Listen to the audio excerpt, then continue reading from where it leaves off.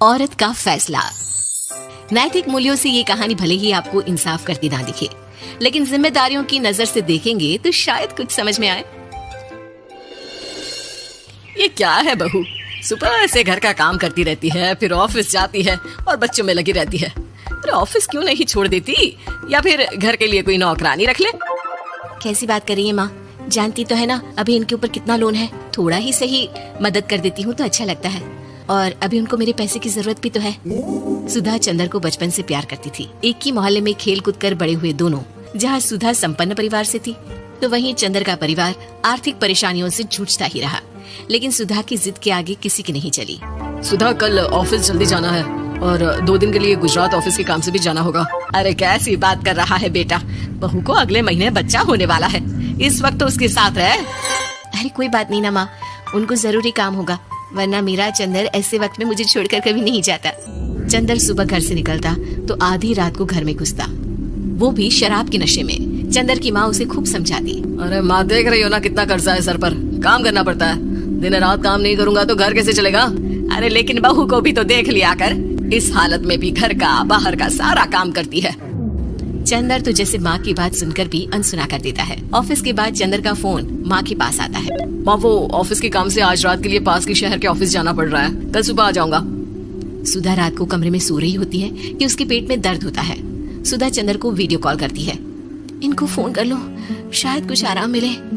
लेकिन 10 बार फोन करने पर भी वो सुधा का फोन नहीं उठाता। ऑफिस के काम से गए हैं, हो सकता है बिजी हो। कितनी मेहनत कर रहे हैं हम लोगों के लिए।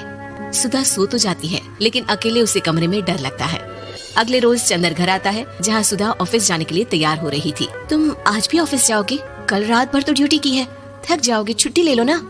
अरे नहीं, कैसी बात कर रही हो, ये तो पॉसिबल ही नहीं है। अच्छा रुको, मैं जल्दी से तुम्हारा खाना और नाश्ता बना देती हूँ। बेचारी सुधा ऑफिस जाना छोड़कर लग जाती है पति के लिए खाना बनाने, उसके कपड़े प्रेस करने और जरूरत का सामान मुहैया कराने के लिए।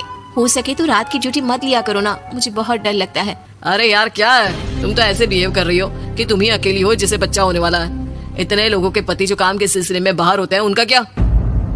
सुधा को चंदर के मुंह से ये बातें अजीब लगती है। अरे हुआ क्या है तुमको? पहले तो तुम मेरा कितना ख्याल रखते थे, मेरे पास रहते थे, मेरी दवा से लेकर खाने पीने तक का सारा ख्याल। और अब इस बार तो तुम एक दफा भी मेरे साथ डॉक्टर के पास नहीं आए, क्यों? अरे पागल हो गई हो क्या? पागल वाली बात कर रही हो।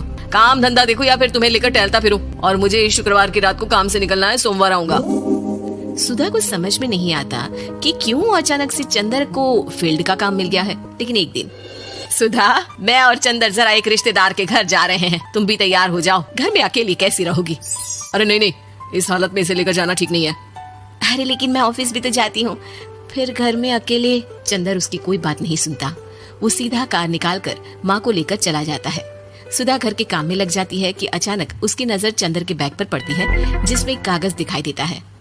इनकी कागज भी ना इधर उधर फैले होते हैं, एक भी खो जाएगा तो बवाल करेंगे।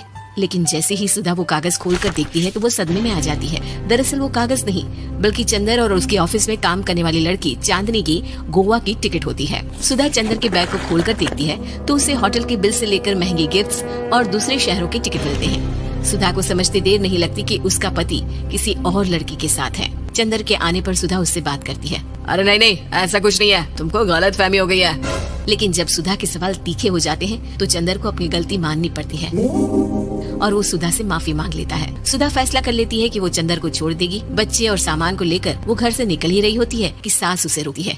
कहाँ जाएगी बेटा, रुक जा। चंदर को सुधा का जाना खल नहीं रहा था। वो झूठे मुंह भी उसे रोकने की कोशिश ही नहीं कर रहा था। सुधा चंदर को देखती है और मायके चली जाती है। मायके में माँ कहती है, अरे आज से कैसे घर छोड़कर आ गई? कौन सा चंदर तुझे छोड़ रहा था? माफी तो मांग ली थी ना।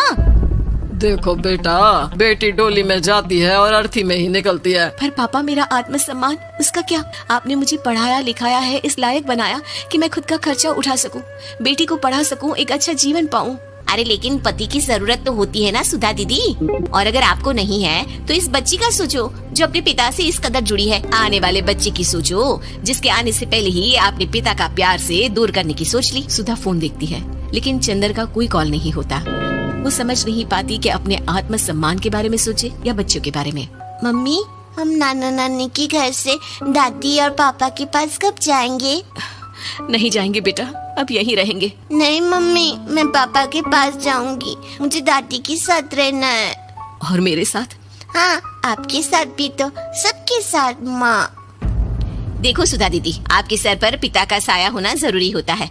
अपने घमंड के लिए पिता और बेटी को अलग मत करो। सुधा अब सामान उठाकर अपने ससुराल जाने लगती है, लेकिन मन में सवाल रह जाता है कि जिसे दुनिया घमंड समझ रही है वो उसका आत्मसम्मान था। चंदन ने माफी जरूर मांग ली, लेकिन कभी ये एहसास नहीं दिलाया कि वो सिर्फ उसी का है।